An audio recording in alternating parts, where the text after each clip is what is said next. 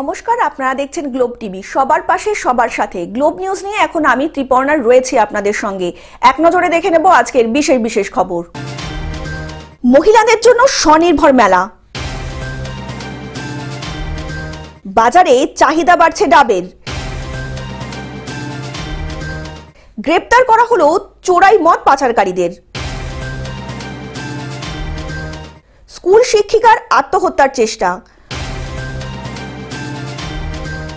ঘড়ির মোড়ে বিজেপির বিক্ষোভ প্রদর্শন। বড়সড় ভাঙন ঘটল মালদায়। সীমান্তে পথ চলা শুরু করলো ইংলিশ মিডিয়াম স্কুল।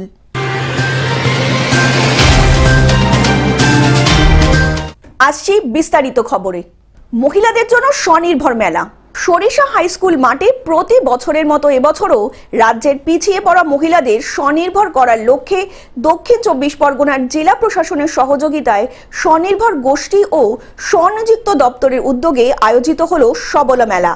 ৫ দিন ব্যাপী চলা এই জেলা সবলা মেলার প্রদীপ প্রজ্বলন করে মেলার শুভ সূচনা করেন রাজ্যের পরিবহন দপ্তরের রাষ্ট্রীয় মন্ত্রক দিলীপ মণ্ডল। এছাড়াও উপস্থিত ছিলেন ডায়মন্ড হারবার মহকুমা শাসক অঞ্জন ঘোষ, এডিএম ডেভেলপমেন্ট ভাস্কর পাল, অতিরিক্ত জেলাশাসক আতিউর রহমান, শিশু মহিলা দপ্তরের কর্মাধ্যক্ষ স্বাতী নস্কর, ডায়মন্ড হারবার বিধানসভার বিধায়ক পান্নালাল হালদার সহ প্রমুখ।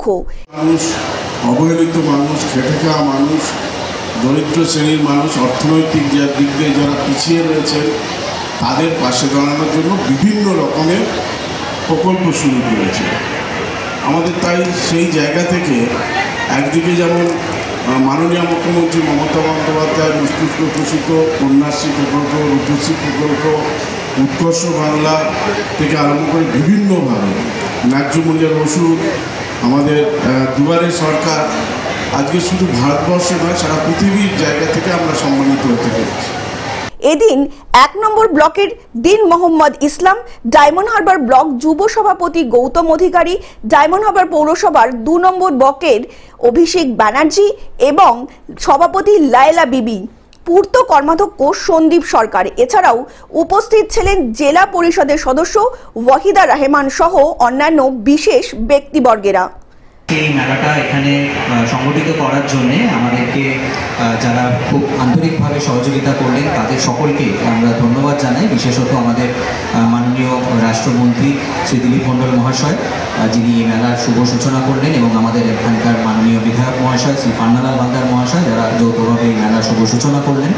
আমাদের জেলা পরিষদ এটা করার জন্য আমাদের যে গাইড করলেন আমাদের জেলার তরফ থেকে আমাদের মাননীয় যে অতিরিক্ত জেলা শাসক মহাশয় শ্রী ভাস্কর পাল মহাশয়, পিডি ডিআরডিসি রফিকুর রহমান মহাশয়, এবং আমার এখানে আমার ভাতৃপ্রতিম শ্রী সব্যসাচী রায়চৌধুরী, যিনি দপ্তরের আধিকারিক, তারা এই মেলাটা করার জন্য আমাদেরকে গাইড করেছেন, এবং অবশ্যই সেটা পুরোটাই আমাদের মাননীয় জেলা শাসকের তত্ত্বাবধানে। ডায়মন্ড হারবার থেকে বাইজিৎ মণ্ডলের রিপোর্ট, গ্লোব নিউজ। বাজারে চাহিদা বাড়ছে ডাবের। গরম পড়তেই বালুরঘাটে বাড়ছে ডাবের চাহিদা। শীত কমতেই সমগ্র দক্ষিণ দিনাজপুর জেলা জুড়ে চলছে প্রচন্ড তাপপ্রবাহ। এই সময় পাইকারি ডাবের দাম কিরকম? 50, 60, 40, ঠিক নাই, সাইজের উপর হয়। আপনি ডাব কোথা থেকে এনেছেন? গাছ থেকে। কোথায় সেটা? লোকালে। বালুরঘাটে। এই সময় ডাবের চাহিদা কিরকম এখন? এখন একটু চাহিদা এবারে একটু কম আছে, অন্য বছর বেশি হয়। আচ্ছা, পাইকারি যে দামে আপনি ডাবটা বিক্রি করছেন, এটা খুচরো বাজারে কত দিয়ে বিক্রি হয়? 70, 80। দিনের বেলায় তাপমাত্রা প্রায় 40 ডিগ্রি ছুঁই ছুঁই করছে। প্রখর রৌদ্রের তাপ আর অসহ্য গরম থেকে বাঁচতেই কাজে বেরিয়ে মানুষজন তেষ্টায় ছুটছেন ডাবের দোকানের দিকে। প্রতিটা ডাব 50 থেকে 60 টাকায় বিক্রি হচ্ছে। এখন পাইকারি 50 থেকে শুরু, 65 অবধি। এই সময়ে ডাবের চাহিদা তো অনেক বেশি থাকে, তো হচ্ছে পাইকারি বাজারে কি আপনি প্রত্যেক দিনই আসেন? প্রত্যেক দিন আসে। দৈনিক করে কতগুলো করে ডাব বিক্রি হয় পাইকারি বাজারে? পাইকারি বাজারে আমি একটা তো 200 পিস দিই, আবার অনেকেরা আছে, সবাই মিলে মোটামুটি 1000, 2000 পিস ভালো করে চলে। ডাব প্রতি লাভ কত টাকা করে হয়? ডাব প্রতি লাভ 15 টাকা, 20 টাকা। গতবারের তুলনায় এবছর ডাবের দাম কম থাকায় ডাব বিক্রি বেড়েছে অনেকটাই। একজন ডাব বিক্রেতা জানান, সারাদিনে বালুরঘাট শহরে 2 থেকে 3 হাজার ডাব বিক্রি হচ্ছে। এতেই খুশি হয়েছেন ডাব বিক্রেতারা। 50 থেকে শুরু, 40, 50, 60, 70, 80 একটা ডাবে যখন জল থাকে তার উপরে দাম। এই ডাবটা এই বালুরঘাটের বাজারে এই ডাবের সরবরাহ কোথা থেকে হয়? বাইরে থেকেও আসে, বালুরঘাটে আসে, দীঘা থেকে আসে, গঙ্গারামপুর, পুরী, এসব জায়গা থেকে। ডাব বিক্রি করে লাভ ভালো হচ্ছে? লাভ বিক্রি লাভ কোথায়, ম্যাক্সিমাম পরিমাণে বিক্রি হলে লাভ 5 টাকা 10 টাকা আমাদের কামাই। বালুরঘাট থেকে জয়দীপ মৈত্রর রিপোর্ট, গ্লোব নিউজ। গ্রেপ্তার করা হলো চোলাই মদ পাচারকারীদের। বৃহস্পতিবার মধ্যরাতে পুলিশ পেট্রোলিং করার সময় সন্দেহভাজন 2টি গাড়িকে দাঁড় করায় কর্তব্যরত পুলিশ। দেখতে চাওয়া হয় গাড়ির কাগজপত্র, তার সাথে গাড়ির ডিকি খুলতেই রীতিমতো চক্ষু চড়ক গাছ পুলিশের। সেখানেই ছিল চোলাই মদ। এই ঘটনায় গ্রেপ্তার হওয়া ব্যক্তির নাম মন্টু বাগ এবং শান্তনু মুর্মু, সুখেন মাল। তাদের থেকে পুলিশ 2টি 4 চাকা গাড়ি এবং একটি মোটরসাইকেল উদ্ধার করেছে। সূত্রের খবর, স্বাস্থ্য পরীক্ষার পর শ্রীরামপুর আদালতে পেশ করা হবে ধৃতদের। হুগলির অপরাধ দমনে বড়া পুলিশ ফাঁড়ির ভারপ্রাপ্ত আধিকারিক উত্তম কুমার সাহার তৎপরতার ভূমিকায় ভূয়সী প্রশংসা করেন এলাকাবাসী। হুগলি থেকে কৌশিক ঘোষের রিপোর্ট, গ্লোব নিউজ। স্কুল শিক্ষিকার আত্মহত্যার চেষ্টা। সুপ্রিম কোর্টের এসএসসির প্যানেল বাতিল হলো। বৃহস্পতিবার সুপ্রিম কোর্টের চাকরি বাতিলের নির্দেশ পাওয়ার পর আত্মহত্যার চেষ্টা করলেন রুম্পা সিং নামে এক শিক্ষিকা। মেদিনীপুরের বাসিন্দা ওই শিক্ষিকা চাকরি করতেন ক্যানিং এর রায়বাঘিনী হাই স্কুলে। ইতিহাসের শিক্ষিকা 2016 সালের প্যানেলের অন্তর্ভুক্ত ছিলেন। স্বামীর সঙ্গে বিচ্ছেদের পর থেকেই একাই ক্যানিং এর নবপল্লী এলাকায় বাড়িতে ভাড়া থাকতেন। সকালে ঘরের দরজা বন্ধ থাকায় সন্দেহ হয় বাড়ির মালিকের। পরবর্তীতে বাড়ির মালিক বুঝতে পারেন একটু সমস্যা হয়েছে। এরপরেই ঘর থেকে অচৈতন্য অবস্থায় উদ্ধার হন রুম্পা। তড়িঘড়ি তাকে উদ্ধার করে নিয়ে যাওয়া হয় ক্যানিং হাসপাতালে। বর্তমানে সেখানেই চিকিৎসাধীন। তার কাছ থেকে পাওয়া গিয়েছে একটি সুইসাইড নোটও, যেখানে তিনি নিজের সমস্যার কথা তুলে ধরেছেন। তার কারণ হচ্ছে, কালকে যখন চাকরি হারা হয়ে গেছিল সেই মুহূর্তে আমি বাড়িতে নিয়ে এনে সুস্থ করি। তারপরে কিছু ব্যক্তি টাকা পয়সা পেত, সেই কারণে সেই চাপের জন্য বাড়িতে গিয়ে এত অশ্লীল ভাষায় গালিগালাজ করেছে এবং চাপ সৃষ্টি করেছে যে সেটাকে সে মেনে নিতে পারেনি। তাও আমরা বলেছিলাম যে আমরা ধীরে ধীরে টাকাটা শোধ করে দেবো, সেইটুকুও সময় নেয়নি। তার মধ্যেই ওই জিনিসটা অঘটন ঘটে। আপনার স্ত্রী কি করতো? হাই স্কুলের টিচার। কোন স্কুলের টিচার? রায়বাগানের স্কুলের টিচার। কিসের টিচার? ক্যানিং থেকে বাবলু প্রামাণিকের রিপোর্ট, গ্লোব নিউজ। ঘড়ির মোড়ে বিজেপির বিক্ষোভ প্রদর্শন। এসএসসি দুর্নীতিকারীদের শাস্তির দাবিতে হুগলির চুচুড়ার ঘড়ির মোড়ে শুক্রবার মিছিল করে এসে পথ অবরোধ করে বিজেপির যুব মোর্চার নেতৃত্বরা। বিজেপির যুব মোর্চার নেতৃত্বরা জানান, যারা দুর্নীতি করলো তাদেরকে শাস্তি না দিয়ে, অপরাধী মানুষদের শাস্তি না দিয়ে কেন শাস্তি পেতে হলো নিরপরাধ মানুষকে?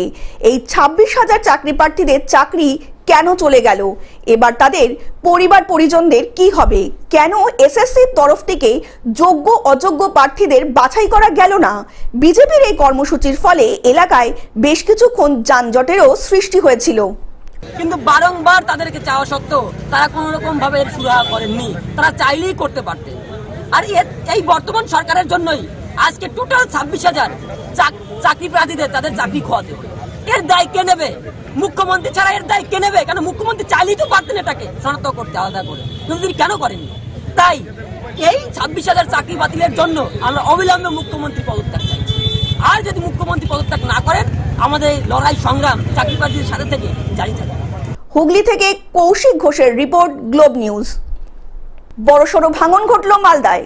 মাননীয় মুখ্যমন্ত্রীর অনুপ্রেরণায় আবারও বড়সড় ভাঙন দেখা দিল মালদায়। কেন বিজেপির সাথে জয়েন করলাম, কাজ করার জন্য, সমাজের হয়ে কাজ করার জন্য। বিশেষ করে রথবাড়ি অঞ্চলের বিরামপুর গাজিয়া বুথের আইএসএফ মেম্বার আলিম শেখ সহ প্রায় 155 জন আইএসএফ কর্মী যোগ দিলেন তৃণমূল কর্মে। এদিন সবার হাতে তৃণমূলের দলীয় পতাকা তুলে দিলেন মোথাবাড়ি বিধানসভা কেন্দ্রের বিধায়ক তথা রাজ্যের মন্ত্রী সাবিনা ইয়াসমিন। আমি তো বিজেপি থেকে আমি টিএমসিতে গিয়েছিলাম, আজকে আমরা জয়েন্ট মেম্বার ছিলাম, তো আইএসএফ থেকে আজকে টিএমসিতে জয়েন করলাম। জয়েন করার কারণ কি? জয়েন করার কারণ হচ্ছে আমরা মমতা ব্যানার্জি উন্নয়ন দেখে আমরা দুজনে ডিসাইড করেছিলাম জয়েন করা একসাথে, কিন্তু যাই হোক কোনো কারণবশত আমি আগে জয়েন করেছিলাম, আইএসএফ পরে আজকে জয়েন করলাম। তৃণমূলে যোগদানকারীরা জানান তারা দলে থেকে মানুষের জন্য উন্নয়ন করতে পারছিলেন না, তাই মুখ্যমন্ত্রী মমতা বন্দ্যোপাধ্যায়ের উন্নয়নে সামিল হতেই তৃণমূলে যোগদান করেছেন সকলে। আমাদের হিন্দু ভাইরা তারা সুরক্ষিত নয়, সেই মুহূর্তে আমি দৃষ্টান্ত দেখাতে পারি যে আজকে যেমন একদিকে লালন ভাই আছে, যেমন একদিকে বিজেপির আছে আমাদের সদস্য, একদিকে আইএসএফ এর সদস্য এবং মেম্বার, একদিকে হিন্দু ভাইরা জয়েন করছে, একদিকে মুসলিম ভাইরা জয়েন করছে। মালদা থেকে অভিষেক দাসের রিপোর্ট, গ্লোব নিউজ। সীমান্তে পথ চলা শুরু করলো ইংলিশ মিডিয়াম স্কুল। সীমান্তের গ্রামে ইংরেজি ও আধুনিক শিক্ষার প্রসার ঘটাতে মায়ের স্বপ্নকে সত্যি করতেই এবার এগিয়ে এলেন সমাজসেবী অর্ঘ্য রায়। বসিরহাটের বাদুরিয়া ব্লকের আটুরিয়া গ্রাম পঞ্চায়েতের আটুরিয়া দাসপাড়া গ্রামের অত্যাধুনিক শিক্ষার জন্য শুরু করা হলো ইংলিশ মিডিয়াম স্কুল। দেখুন, শুধু এই স্কুল নয়, যে কোনো স্কুলকেই আমরা সরকারিভাবে যত রকম সাহায্য দেওয়া যায় আমরা সাহায্য দিয়ে থাকি এবং দেব, এবং প্রান্তিক এলাকায় যত শিক্ষা ব্যবস্থা উন্নত হবে তত আমাদের এলাকার সার্বিক উন্নয়ন হবে, এটাই আমি বিশ্বাস করি। একবিংশ শতাব্দীতে এসে সর্বভারতীয় চাকরি, বিভিন্ন মাল্টিন্যাশনাল কোম্পানি তথা যোগাযোগের অন্যতম মাধ্যম হয়ে দাঁড়িয়েছে ইংলিশই ভাষা।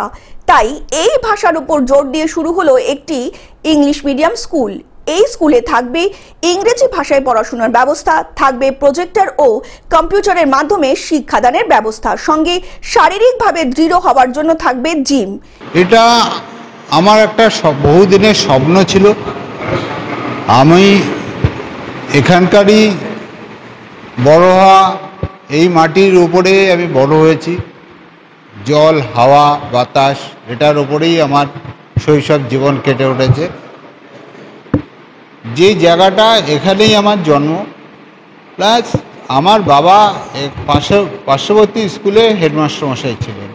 এই সব কিছু সুবিধা একসাথে একই ছাদের তলায় পাওয়ার জন্য খুশি ভারত বাংলাদেশ সীমান্তবর্তী এলাকার ছাত্রছাত্রী থেকে শুরু করে অভিভাবকেরা।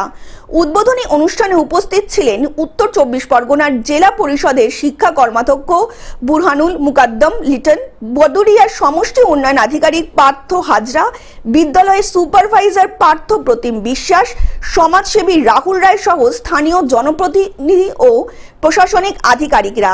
জেলা পরিষদের কর্মাধ্যক্ষ জানান, প্রান্তিক এলাকায় এই স্কুল তৈরি হওয়ায় যথেষ্ট সুবিধা পাবেন সীমান্তবর্তী এলাকার শিক্ষার্থীরা। প্রাথমিকভাবে দুটো দিক। প্রথম শিক্ষার প্রসার, যে এটা একদম গ্রামীণ পর্যন্ত প্রবেশ করতে পেরেছে আজকের ডেটে দাঁড়িয়ে, তার প্রকৃষ্ট উদাহরণ।